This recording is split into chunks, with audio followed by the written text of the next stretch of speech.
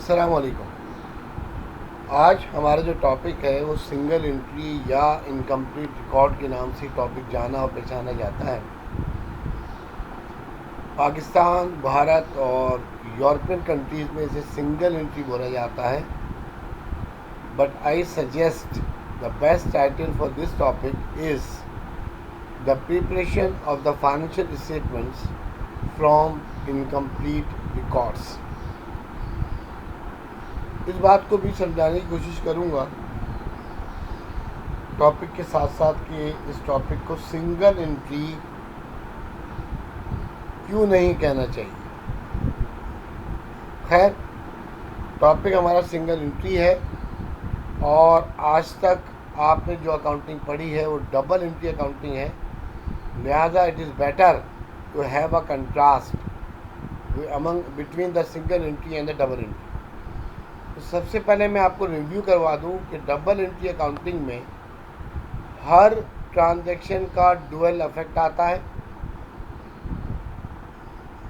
Debit और credit जो है यहाँ पर इक्वल होते हैं। किसी भी ट्रांजैक्शन की कंप्लीट हिस्ट्री जो है वो अवेलेबल होती है। इसके अलावा जो डबल एंट्री अकाउंटिंग है इसे आप टू फोल्ड एस्पेक्ट अकाउंटिंग भी बोलते हैं। इसमें आपको कंप्लीट अकाउंटिंग रिकॉर्ड्स मिलते हैं। अब जो बात मैंने की कि कंप्लीट हिस्ट्री मौजूद होती है, इसका मतलब कि अगर दिसंबर 31 को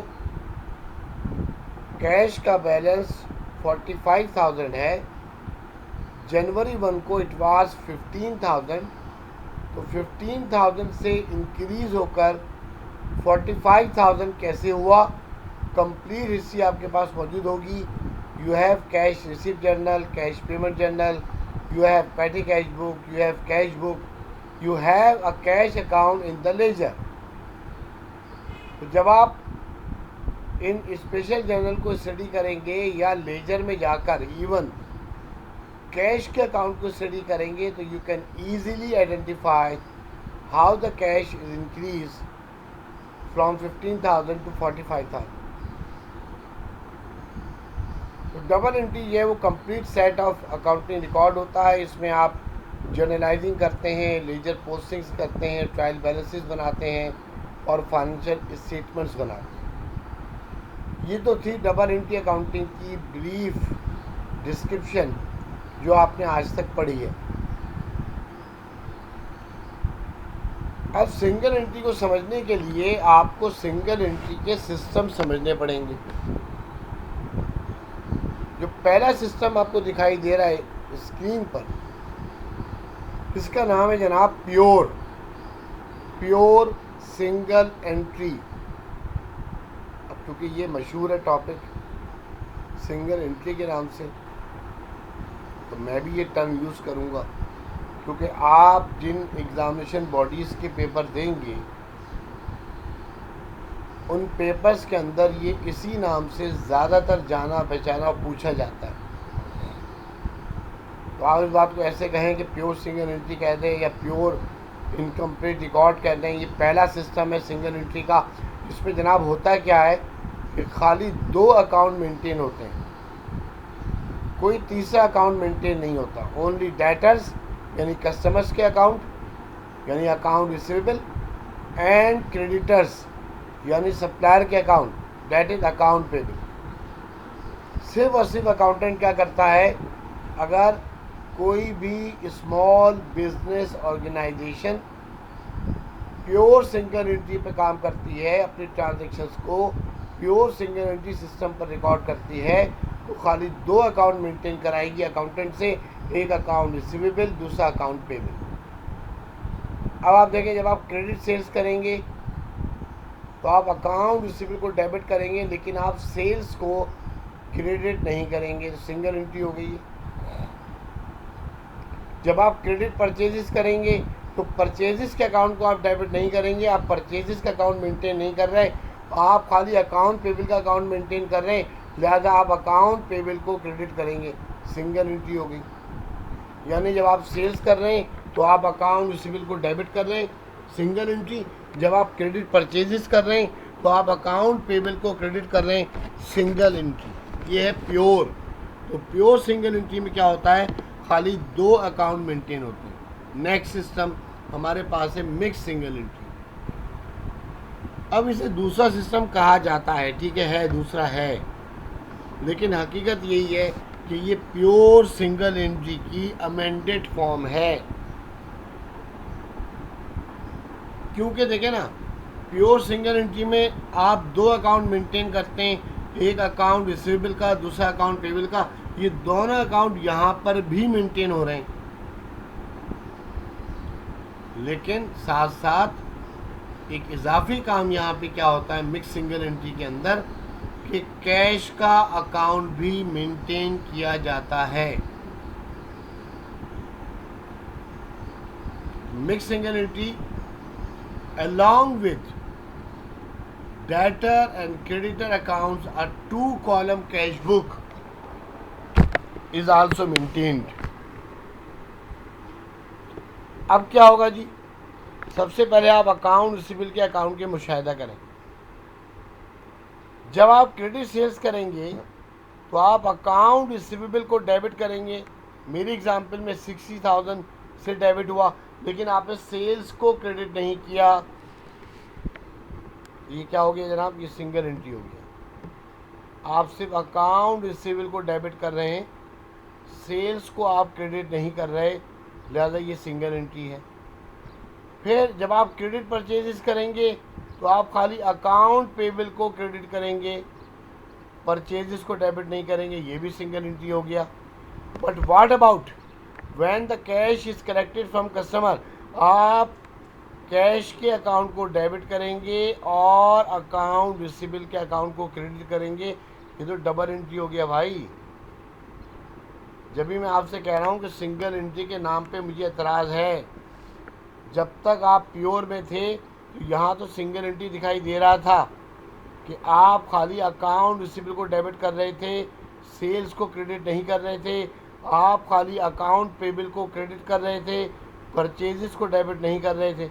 यहाँ तो सिंगल एंट्री था, लेकिन यहाँ पे क्या है, ये तो भाई सिंगल एंट्री भी दिखाई दे रहा है कि आप अकाउंट रिसीवेबल को डेबिट करते हैं लेकिन सेल्स को क्रेडिट नहीं करते। लेकिन जब कस्टमर से पैसा आता है, कैश कलेक्शन होती है, तो आप कैश के अकाउंट में जाके कैश को डेबिट कर रहे हैं 50,000 से और अकाउंट रिसीवेबल को क्रेडिट कर रहे हैं, डबल एंट्री।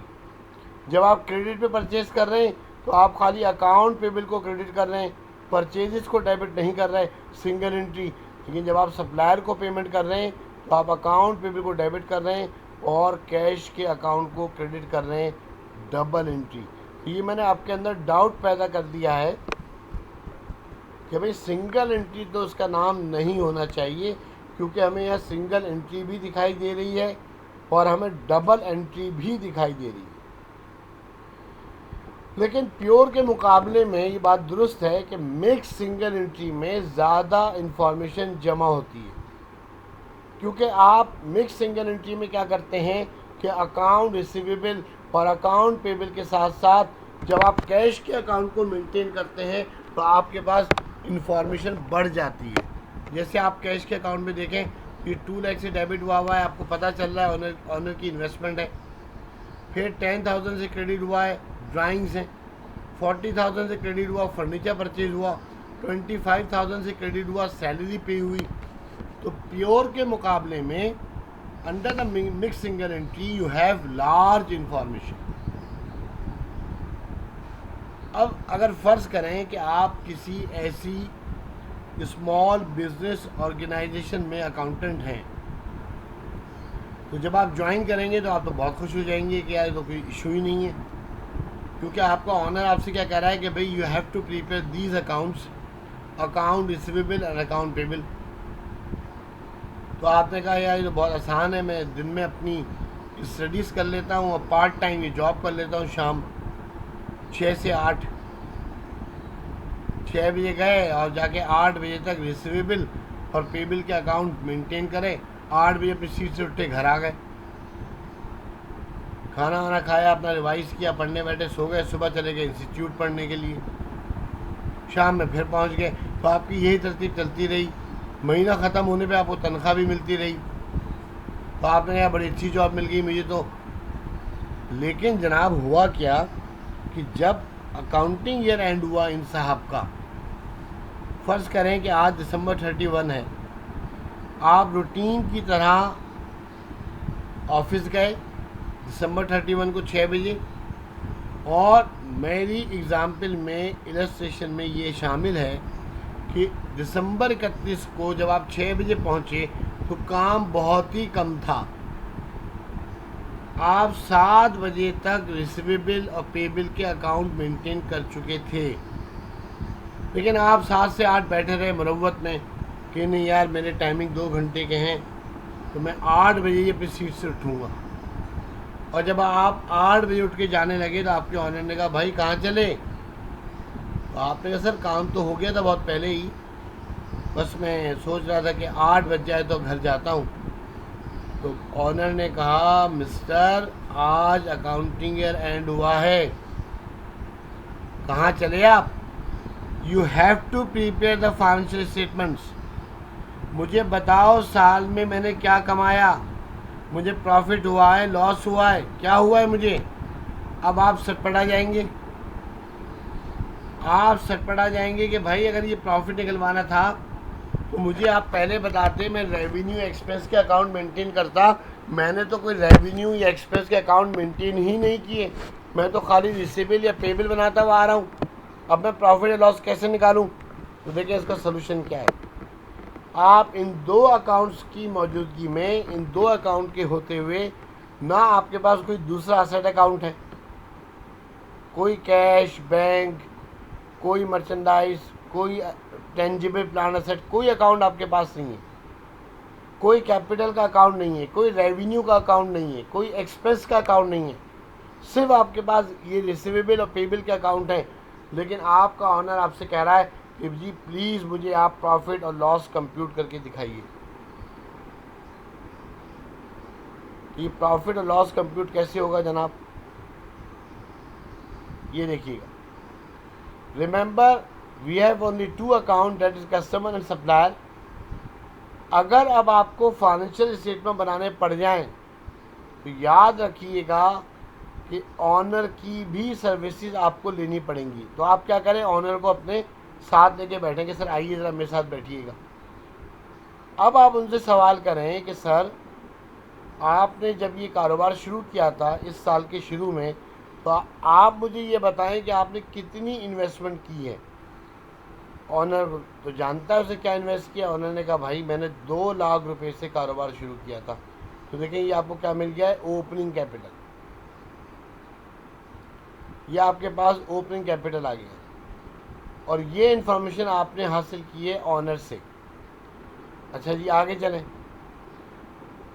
अब आप क्या करेगा अकाउंटेंट कि जो ऑफिस में कैश बॉक्स है, कैश ड्रॉर, उस कैश बॉक्स को ओपन करेगा, उसमें रखे हुए कैश को काउंट करेगा। पता चला जी कैश मौजूद है 90,000। यह आपके पास एक सेट और आ गया। ओपनिंग कैपिटल आपको पता चल चुका है, और ये जो तफसील आ रही है ये आ रही है दिसंबर 31 की एंडिंग। तो ये कैश बिल्कुल एक्चुअल है जो आपके ऑफिस में मौजूद है। रिसीवेबल का अकाउंट आप मेंटेन करते हैं, ये भी आपके पास रिकॉर्ड है। अब आपका ट्रेडिंग बिजनेस है तो जाहिर सी बात है आप मर्चेंडाइज खरीद के बेचते हैं, तो यहाँ से शुरू हो जाएगी एस्टिमेशन। तो आप क्या करेंगे, आप एक अंदाज़ा लगाएंगे कि इस वक्त हमारे पास जो स्टॉक अवेलेबल फॉर सेल है, क्योंकि आपने कोई रिकॉर्ड तो मेंटेन नहीं किया हुआ है परचेजेस वगैरह का, तो आप एस्टिमेशन पे जाएंगे यार हमारे पास इस वक्त जो मर्चेंडाइज मौजूद है वो तकरीबन कितने की है। आपने अंदाज़ा लगाया इसकी वैल्यू कम से कम 2,50,000 है। अब ये अंदाज़ा ही होगा, लेकिन आप तुक्का नहीं लगाएंगे। जो आपने मर्चेंडाइज परचेज करते हैं तो सप्लायर के बिल आते हैं, कोई बिल आपको मिलेगा कोई बिल आपको नहीं मिलेगा, उन सबको आप ऐड कर लेंगे स्टॉक को, कि जो इन्वाइसेस है उनके अमाउंट्स को, तो ये आपको मर्चेंडाइज मिल जाएगी। फिर सप्लाईज आप परचेज़ करते हैं तो अंदाज़ा लगाएंगे आप, अंदाज़ा, ये सब एस्टीमेट है कि ये सप्लाईज हमने कितनी परचेज़ की थी, ये तकरीबन कितनी यूज़ हो गई होगी, कितनी मौजूद है। फर्नीचर के लिए आप ये कर सकते हैं कि अपनी ही मार्केट के जो पुराना फर्नीचर ख़रीद के बेचते हैं उन लोगों को बुलवा लें और बोले सारा फर्नीचर हम बेचना चाहते हैं, शॉप क्लोज़ कर रहे हैं, तो आप कितने में लेंगे? तो 2-3 लोग वैल्यू लगा के जाएंगे, आपको आइडिया हो जाएगा ये फर्नीचर जो है वो इतने का है। मेरी एग्जांपल में मैंने एस्टिमेट किया ये 75,000 का है। तो आप देखें आपके पास खाली रिसीवेबल का ये अकाउंट 60,000 और ये पेबल 25,000, ये 2 अकाउंट मेंटेन थे। लेकिन आपने क्या करा, दिसंबर 31 को बाकी के असेट्स भी मालूम कर लिए। अब हम क्या करने वाले हैं, हम ये करने वाले हैं कि ऑनर हमें ये बता चुका है कि जी मैंने 200,000 इन्वेस्ट किए थे, ये मेरा ओपनिंग कैपिटल है, और कैश से लेके फर्नीचर तक ये मेरे क्लोजिंग एसेट्स आ गए। हम इनको ऐड करके और अकाउंट पेबल में से लेस करेंगे तो हमें क्लोजिंग कैपिटल मिल जाएगा।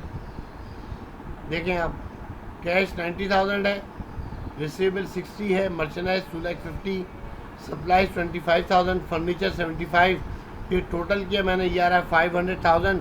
और अकाउंट पेबल देखिए कितना है, अकाउंट पेबल है 25,000। तो 500,000 में से मैंने टोटल एसेट्स में से लायबिलिटी अकाउंट पेबल को लेस कर दिया, तो मुझे क्लोजिंग कैपिटल मिल गया है 4,75,000। अब आप सुने गौर से, आपका जो ओपनिंग कैपिटल था वो था 2 लाख, और आपका जो क्लोजिंग कैपिटल कंप्यूट हुआ है वो है 4,75,000। इसका मतलब ऑनर का जो इन्वेस्टमेंट है, ऑनर का जो कैपिटल है वो इंक्रीज़ हो गया। और आप जानते हैं कैपिटल इंक्रीज़ क्यों होता है? प्रॉफिट से। ज़्यादा हम सिंपल क्या करेंगे, क्लोजिंग कैपिटल में से ओपनिंग कैपिटल को लेस कर देंगे तो हमें प्रॉफिट पता चल जाएगा 2,75,000। जब भी कहते हैं accounting is an art of recording, classifying and summarising the economic events. गो के हमारे पास ना रेवेन्यू के अकाउंट्स थे, ना हमारे पास एक्सपेंसेस के अकाउंट्स थे, but we have computed the operating result by comparing the two capital, that is the closing capital and the opening capital. तो बुनियादी बात यह है कि प्योर सिंगल एंट्री में आपके पास खाली रिसीवेबल था और पेबल था, लेकिन आपके बॉस ने, आपके ऑनर ने आपसे प्रॉफिट कंप्यूट करने का बोल दिया, तो आपने उसे प्रॉफिट भी कंप्यूट करके दे दिया। कैसे किया आपने, कि आपने ओपनिंग कैपिटल ऑनर से पूछ लिया और दिसंबर 31 के एसेट्स और लायबिलिटीज निकाल के उनका डिफरेंस ले लिया, तो आपको क्लोजिंग कैपिटल भी पता चल गया। And by comparing the closing capital and the opening capital हमने डिटरमिन कर लिया कि प्रॉफिट है 2,75,000, क्योंकि क्लोजिंग कैपिटल ज़्यादा है ओपनिंग कैपिटल के मुकाबले। अच्छा, अब एक मसला और भी है। अभी तो हम ये कह रहे हैं कि हमारा ओपनिंग कैपिटल 2 लाख था, जो इंक्रीज़ होके 4,75,000 हो गया। तो अभी तो मैंने ऐलान कर दिया कि भाई ये 2,75,000 सारा प्रॉफिट है। यही काम आपने किया कि बॉस से आप कह रहे हैं कि सर मुबारक हो, आपके यहाँ प्रॉफिट हुआ है और 2,75,000 का प्रॉफिट हुआ है। ऑनर भी खुश हो गया, लेकिन ऑनर को याद आया कि भाई ड्यूरिंग द ईयर मैंने एडिशनल इन्वेस्टमेंट भी तो की थी। अगर फ़र्ज़ करें मैं आपसे कहूँ कि ऑनर ने ड्यूरिंग द ईयर 50,000 की एडिशनल इन्वेस्टमेंट की है, 50,000 रुपये ड्यूरिंग द ईयर उसने मज़ीद इन्वेस्ट किए थे, तो एडिशनल इन्वेस्टमेंट से भी तो कैपिटल इंक्रीज़ हुआ होगा। इसका मतलब क्या हुआ कि जो 2,75,000 है, ये 2,75,000 सारा का सारा प्रॉफिट नहीं है, इसमें 50,000 एडिशनल इन्वेस्टमेंट भी है, वो आप हटा दें तो 2,25,000 का प्रॉफिट आएगा। और जब ऑनर को एडिशनल इन्वेस्टमेंट याद आई तो आपने ऑनर से कहा सर आप ड्राइंग भी तो करते हैं। इस तरीके से हमारे पास वो तमाम ट्रांजैक्शन आ गई हैं जिनका अफेक्ट कैपिटल पे पड़ता है। एडिशनल इन्वेस्टमेंट कैपिटल को इंक्रीज़ करती है, ड्राइंग कैपिटल को डिक्रीज़ करता है, और प्रॉफिट कैपिटल को इंक्रीज़ करता है और लॉस डिक्रीज़ करता है। तो अभी तक हम जो प्रॉफिट कैलकुलेट कर रहे थे वो कैसे कर रहे थे कि हम क्लोजिंग कैपिटल में से ओपनिंग कैपिटल को हम लेस कर रहे थे, उनका डिफरेंस ले रहे थे। लेकिन अब हमारे पास क्या डाटा है कि जी एडिशनल इन्वेस्टमेंट जो है वो 50,000 है और ऑनर की ड्राइंग 30,000 है। अगर ये दो ट्रांजेक्शन भी ऐड हो जाएंगी तो अब हम डायरेक्ट क्लोजिंग कैपिटल में से ओपनिंग कैपिटल को लेस नहीं करेंगे, बल्कि ओपनिंग कैपिटल पर एडिशनल इन्वेस्टमेंट और ड्राइंग का अफेक्ट दिखाने के बाद फिर उसे हम लेस करेंगे क्लोजिंग कैपिटल से, तो हमें प्रॉफिट या लॉस का पता चलेगा। ये काम जनाब ऐसे होगा कि अब इनका इनकम स्टेटमेंट ऐसे बनेगा एक इक्वेशन के ज़रिए। अब वो इक्वेशन क्या है कि जी opening capital plus additional investment minus drawing. अच्छा, अगर प्रॉफिट हो तो वो प्लस होता है इसमें, और लॉस हो तो लेस होता है, और यही वो फिगर है जो हमें निकालनी है।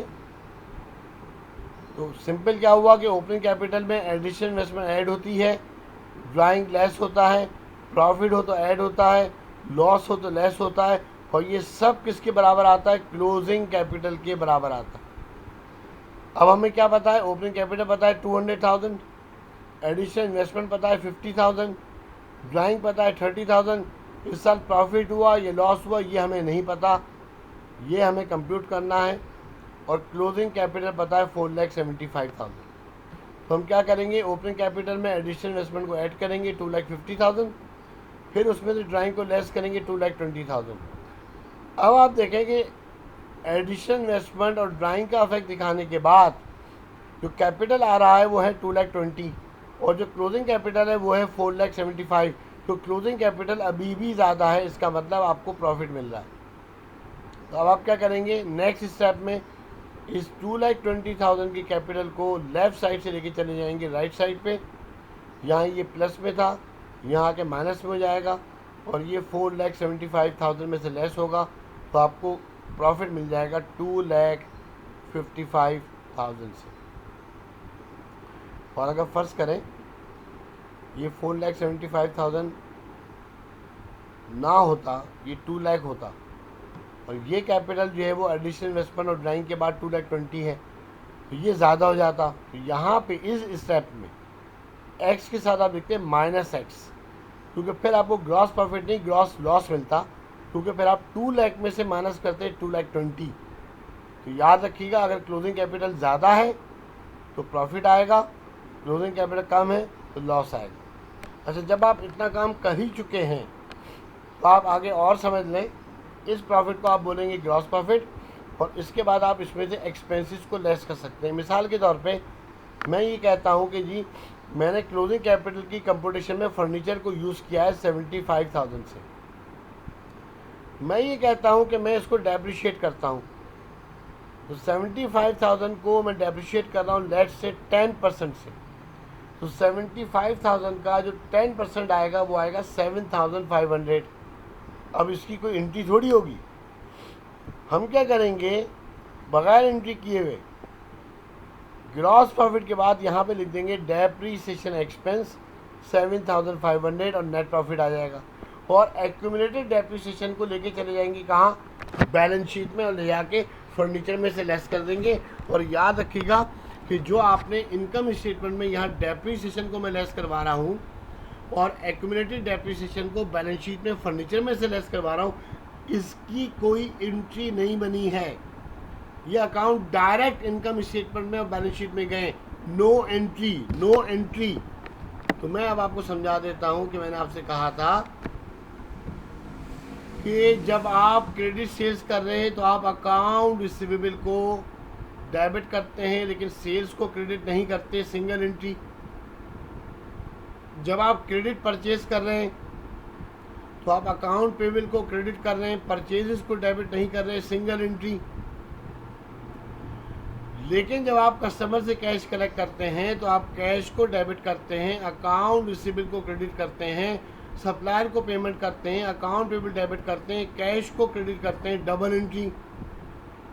और जब आप इनकम स्टेटमेंट बनाते हैं तो डेप्रीसिएशन एक्सपेंस को आप यहाँ पे डायरेक्ट ले जाते हैं, नो एंट्री। तो बेटा it is not a single entry, it is not a single entry, it is combination of single entry, double entry and no entry. तो ये सिंगल एंट्री नहीं है, ये कॉम्बिनेशन है सिंगल एंट्री का, डबल एंट्री का एंड नो एंट्री का। मैं उम्मीद करता हूँ कि आपको जो है वो प्रॉफिट और लॉसेस जो हैं वो अंडर सिंगल एंट्री कंप्यूट करना आगे होंगे, और आपके कॉन्सेप्ट को मज़ीद स्ट्रॉन्ग करने के लिए हम कुछ न्यूमेरिकल्स को देख लेते हैं। अब क्वेश्चन नंबर 1 देखें, इसमें क्या लिखा हुआ है कि mister Ali started a firm on 1 January 2002। Mister Ali ने कारोबार शुरू करा जनवरी 1, 2002 को विद अ कैपिटल ऑफ ₹8,000। अब 8,000 रुपये ये इनका क्या हो गया सर? ये हो गया इनका ओपनिंग कैपिटल। ये है इनका ओपनिंग कैपिटल, और ये शुरू कब किया इन्होंने? 1 जनवरी 2002। जनवरी, फरवरी, मार्च 3 महीने गुजरने के बाद इन्होंने क्या करा? 1 अप्रैल 2002 को ही borrowed from his wife a sum of ₹4,000 at the rate of 9% per annum. इन्होंने अपनी बेगम से लोन लिया है 4,000 रुपये का। याद रखिएगा, ये एडिशनल इन्वेस्टमेंट नहीं है। अली अपनी पॉकेट से इन्वेस्ट नहीं कर रहा, अपनी वाइफ से ला रहा है। कारोबार में लोन है, ये कारोबार के ऊपर लायबिलिटी है। साथ साथ आप कहते हैं कि मैं आपको 9% इंटरेस्ट भी दूंगा, लेकिन ये इंटरेस्ट पर एनम है। जब आप 4,000 का 9% निकालेंगे वो एनुअल आएगा, लेकिन आपने लोन लिया कब है? अप्रैल। लिहाजा आप अप्रैल से दिसंबर तक 9 मंथ का कैलकुलेट करेंगे। फिर आप यानी 4,000 का 9% निकाल कर फिर आप मल्टीप्लाई कर देंगे 9/12 से, तो ये इंटरेस्ट भी पे करना पड़ेगा आपको। अच्छा, जब ईयर एंड हुआ तो ईयर एंड के ऊपर ऑन दिसंबर 31 इनके पास कैश है 600, स्टॉक है 9,400, ये मर्चेंडाइज है, डेटर यानी रिसीवेबल 7,100 और क्रेडिटर्स। तो आप देखें ये रहा आपका ओपनिंग कैपिटल 8,000, और ये दिसंबर 31 की पोजीशन आ गई है एसेट और लायबिलिटी की। इनकी मदद से हम क्या करेंगे?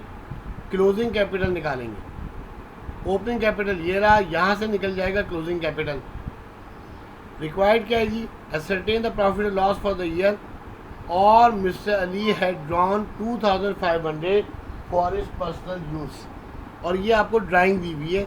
इस सवाल में एडिशनल इन्वेस्टमेंट नहीं है। अब देखें प्रॉफिट और लॉस हम कैसे कंप्यूट करेंगे। सबसे पहले हमें निकालना है क्लोजिंग कैपिटल। तो क्लोजिंग कैपिटल निकालते हुए 3 असेट्स हैं आपके पास। ओपनिंग कैपिटल तो आपका 8,000 है। दिसंबर 31 को कैश मौजूद है 600, स्टॉक है 9,400 और डेटर्स है 7,100। ये देखिएगा आप, ये आ गया जी कैश आपके पास 600, स्टॉक आ गया 9,400, डेटर आ गया 7,100। इनको आपने ऐड कर दिया तो 17,100 यही आपके आ गए टोटल असेट्स। अच्छा, लायबिलिटीज़ कितनी है? एक तो ये क्रेडिटर्स है 4,200, ये लायबिलिटी है। दूसरा इन्होंने अपनी वाइफ से लोन लिया हुआ है 4,000 का, तो टोटल लायबिलिटी इनके बिजनेस की हो गई है 8,200। देखिए, तो 17,100 में से ये लायबिलिटीज़ को लेस कर देंगे, यानी कि लोन 4,000 का और क्रेडिटर्स 4,200 का। तो देखिए इनका जो क्लोजिंग कैपिटल आ रहा है वो 8,900 आ रहा है। अब आ जाएं आप प्रॉफिट लॉस निकालने के लिए इक्वेशन में। सेम इक्वेशन है, opening capital plus additional investment minus drawing, profit हो तो प्लस, लॉस हो तो minus, equals closing capital. Opening capital था इनका 8,000, एडिशनल इन्वेस्टमेंट इस सवाल में 0 है, और सवाल में आपको ड्राइंग दी गई थी, कितनी? 2,500। ये जनाब ड्राइंग आ गई आपके पास 2,500 से, और क्लोजिंग कैपिटल है 8,900। तो 8,000 में से हमने क्या करा? ड्राइंग लेस कर दी, ये आ रहा है 5,500, और क्लोजिंग कैपिटल देखिए ज़्यादा है, तो यहाँ पे मैं एक्स प्लस में रखूँगा, और प्लस लिखा नहीं जाता। लेकिन अगर ये 8,900 नहीं होता, ये 5,000 होता, तो यहाँ पे एक्स के साथ में माइनस लिखता और ये ग्रॉस लॉस निकलता। तो बहरहाल ये 5,500 को मैं राइट पर ले गया, ओपनिंग कैपिटल में से लेस कर दिया, ग्रॉस प्रॉफिट आ गया 3,400। ये ग्रॉस प्रॉफिट है, नेट प्रॉफिट नहीं है, क्योंकि अभी एक एक्सपेंस को जाना है, इंटरेस्ट एक्सपेंस। 9% पर एनम से पे करना है। ये मैं कैलकुलेट कर रहा हूँ, देखें ये प्रिंसिपल वैल्यू है 4000, ये आ गया 9%, यानी 9 को मैंने 100 से डिवाइड कर दिया है 0.09, और 12 से डिवाइड करके 9 से मल्टीप्लाई कर दूंगा तो ये 9 मंथ का इंटरेस्ट आ गया 270। तो 3400 में से ये मैंने 270 लेस कर दिया तो ये नेट प्रॉफिट आ गया है 3130। तो आप ये देख सकते हैं कि हमने ना सिर्फ सिंगल एंट्री को स्टडी किया, सिंगल एंट्री को डबल एंट्री से कंट्रास्ट किया, सिंगल एंट्री के सिस्टम्स को देखा, कितने मेथड हैं प्योर और मिक्स, और हमने ये भी देखा कि एक लिमिटेड नंबर ऑफ अकाउंट्स को देखते हुए होते हुए हमारे पास ज़्यादा अकाउंट नहीं है, हम प्रॉफिट को भी कंप्यूट कर सकते हैं, लॉस को भी कंप्यूट कर सकते हैं, हम इनकम स्टेटमेंट भी बना सकते हैं और हम बैलेंस शीट भी बना सकते हैं। ये टॉपिक काफ़ी कॉन्सेप्चुअल है, तो उसकी जो प्रैक्टिस है वो असेंशियल है, प्रैक्टिस से चीज़ें ग्रिप में आती हैं। अब हम आपको जो तकरीबन 2 सवालात की प्रैक्टिस और करवाएंगे, जिसमें एक सवाल के अंदर हम बैलेंस शीट भी डिस्कस करेंगे कि बैलेंस शीट कैसे बनती है। अब आप इस सवाल को देख लें, क्वेश्चन नंबर 2 है ये। Mister Aslam keeps his books on single entry system. Aslam साहब जो हैं वो अपने अकाउंटिंग रिकॉर्ड्स को सिंगल एंट्री सिस्टम पे मेंटेन करते हैं। His position, financial position as on December 31st December 2002 was as follows. याद रखिएगा कि जो आपको बैलेंसेस बताए जा रहे हैं वो 2002 एंड के हैं।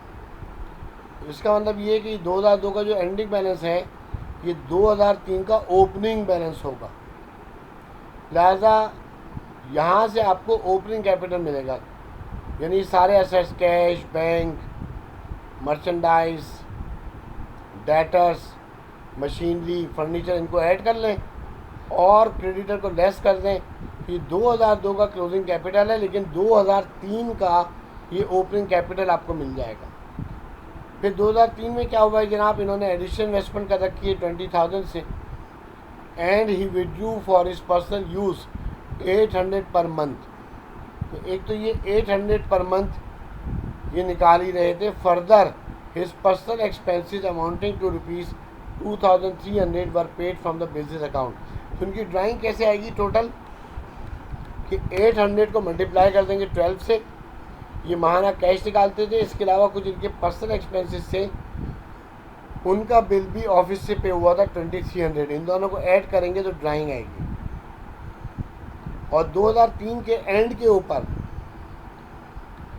जब 2003 एंड हुआ तो इनके असेट्स की पोजीशन ये है, यहाँ से निकलेगा क्लोजिंग कैपिटल, कैश है 260, बैंक ओवरड्राफ्ट हो चुका है जी, ये लायबिलिटी है। जरा आप जानते हैं जो बैंक ओडी होता है, बैंक ओवरड्राफ्ट है, आपका जो करंट अकाउंट में पैसा था उससे ज़्यादा आपने 1740 रुपये निकलवाएँ, ये लोन है आपके ऊपर, ये लायबिलिटी आपको बैंक को वापस पे करना है, ये आपका असेट नहीं है।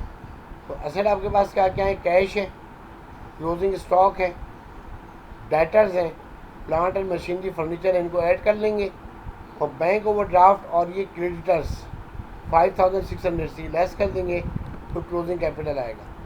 यहाँ से निकल जाएगा ओपनिंग कैपिटल, ये है एडिशनल इन्वेस्टमेंट और ड्राइंग, और यहाँ से आ रहा है क्लोजिंग कैपिटल।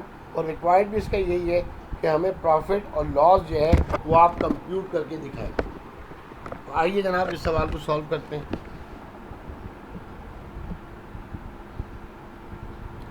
सबसे पहले हम क्या करेंगे जनाब के कैपिटल्स निकालेंगे। तो आप देखिए मैंने हेडिंग दे रखी है कंपटीशन फॉर कैपिटल्स की। राइट हैंड पे जो कॉलम है ये December 31 का है 2003, एंडिंग कैपिटल निकलेगा, और ये January 1 2003 का है, यहाँ ओपनिंग कैपिटल निकलेगा। तो January 1 को कैश था आपके पास 200, December 31 को 260।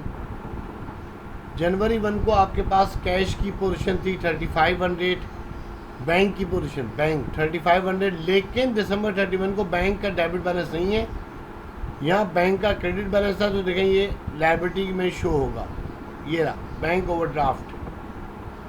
अगर ये बैंक का अब नॉर्मल बैलेंस नहीं आता, ओवरड्राफ्ट नहीं होता, नॉर्मल बैलेंस होता तो ये यहाँ पे शो हो जाता अमंग एसेट्स। स्टॉक ओपनिंग आपके पास 10,200 था, क्लोजिंग 13,800, फिर डेटर्स, मशीनरी एंड फर्नीचर, इनको ऐड कर लिया। ये आपके पास जनवरी 1 के टोटल एसेट्स आ रहे हैं 47,500।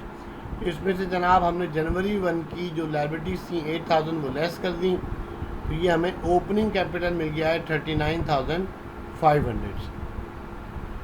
अब इसी तरीके से इन एसेट्स को ऐड कर दिया, फिर दिसंबर 31 के टोटल एसेट्स आ गए, और ये हमने इसमें से क्रेडिटर्स और बैंक ओवरड्राफ्ट की लाइबिलिटी को लेस कर दिया है, तो ये हमारे पास क्लोजिंग कैपिटल आ चुका है 52,120। तो बताइए अगर आप देखें तो 39,500 से कैपिटल इंक्रीज होके हो गया है 52,120,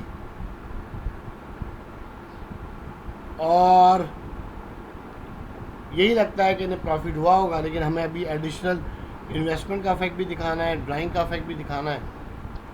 तो हम बनाते हैं इनका स्टेटमेंट ऑफ प्रॉफिट और लॉस। तो आप देखें इसकी तरतीब क्या बनेगी कि mister Aslam statement of profit और loss for the period ended December 31, 2003, ये आ गई इक्वेशन। Opening capital plus additional investment minus drawing plus profit minus loss is equal to closing capital. Values put कर देते हैं, तो आपका ओपनिंग कैपिटल है वो 39,500 है, एडिशनल इन्वेस्टमेंट आपकी 20,000 है, ड्राइंग टोटल आई है जी 11,900, यानी 800 को आपने मल्टीप्लाई किया होगा 12 से, और 2,300 या 500 जो था वो आपने इसमें ऐड किया हुआ, ये टोटल ड्राइंग्स आ गई हैं। अब इसमें आपने एडिशनल इन्वेस्टमेंट ऐड कर दी ओपनिंग कैपिटल में, ड्राइंग को लेस कर दिया, ये आ रहा है 47600।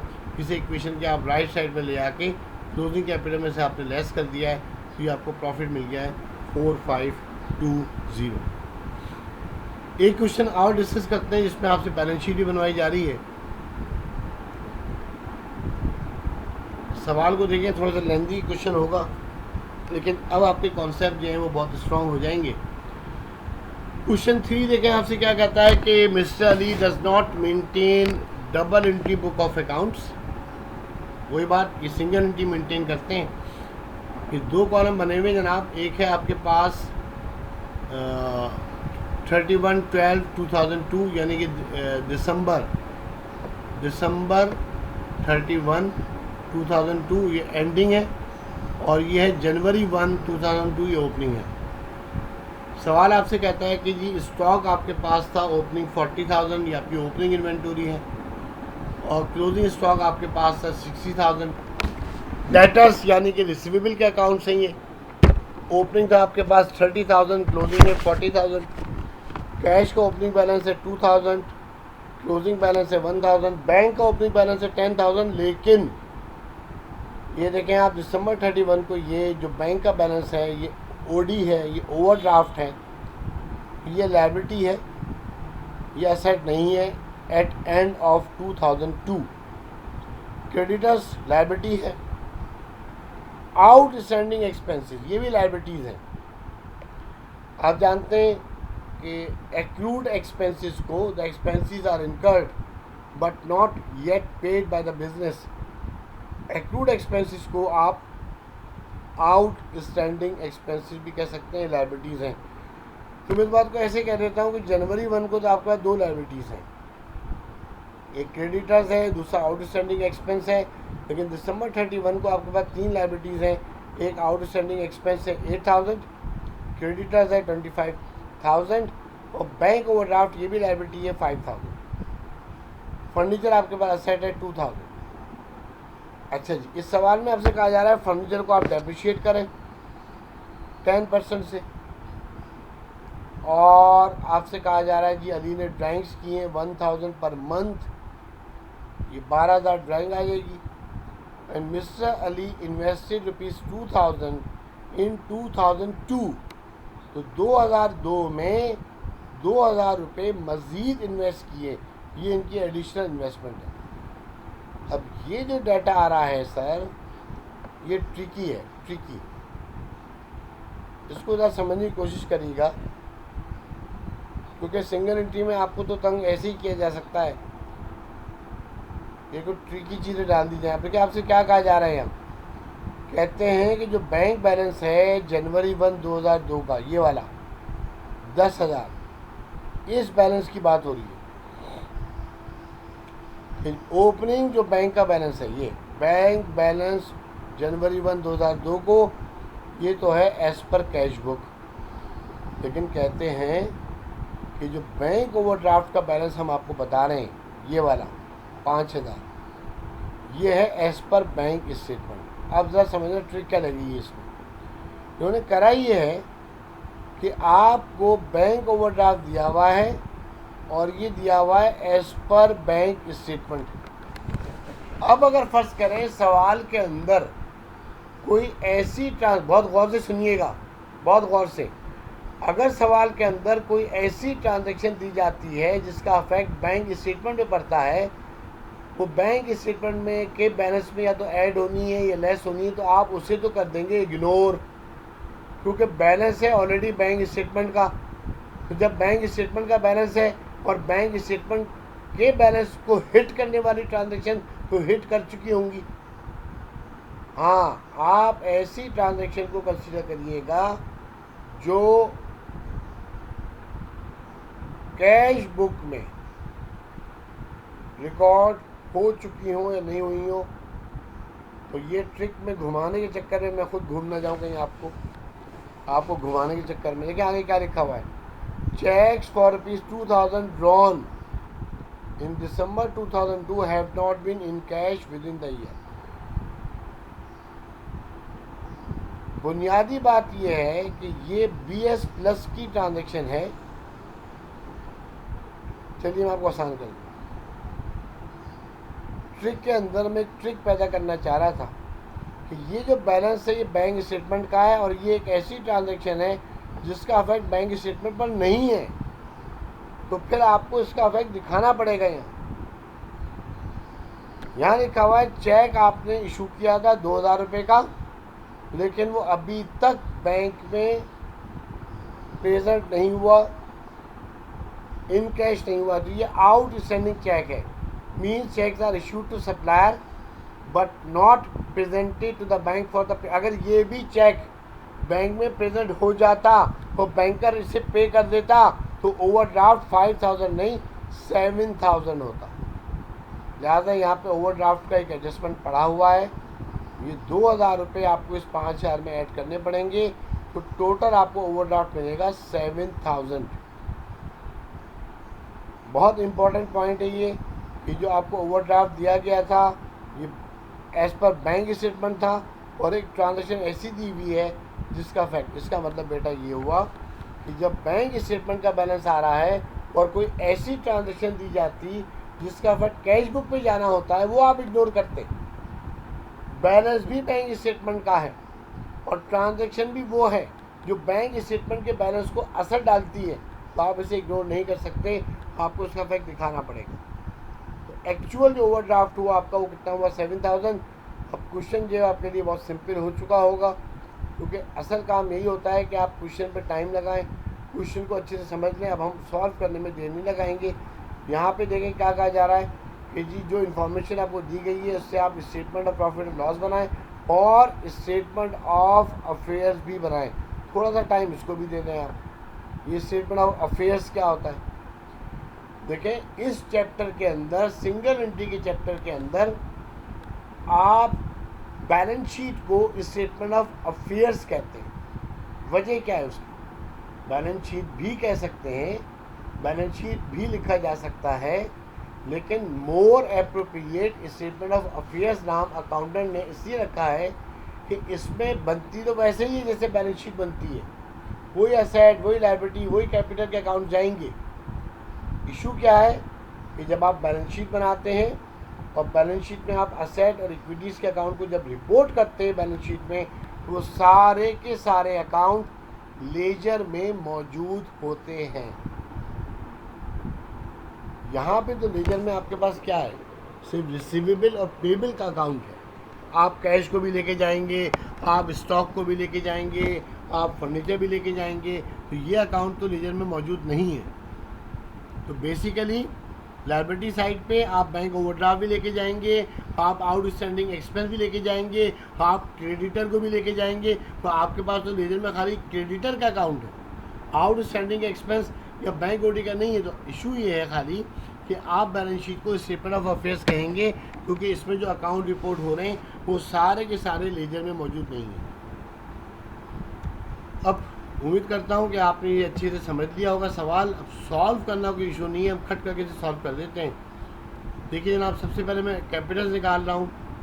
ये मेरे पास क्लोजिंग एसेट का और लायबिलिटी का कॉलम आ गया, ये ओपनिंग का आ गया, ये स्टॉक ओपनिंग है, ये क्लोजिंग है, डेटर ओपनिंग क्लोजिंग है, कैश का ओपनिंग और क्लोजिंग बैलेंस है। बैंक का ओपनिंग बैलेंस जाएगा, क्लोजिंग नहीं जाएगा क्योंकि ये ओवरड्राफ्ट लायबिलिटी में जाएगा। फर्नीचर आ गया 2000, इनको ऐड कर लिया, टोटल असेट्स आ रहे 84,000 ओपनिंग और 1,03,000 क्लोजिंग। इसमें से मैं लेस कर रहा हूँ लायबिलिटीज़, तो दो लायबिलिटीज़ हैं यहाँ पे ओपनिंग में, क्रेडिटर्स और आउटस्टैंडिंग एक्सपेंस।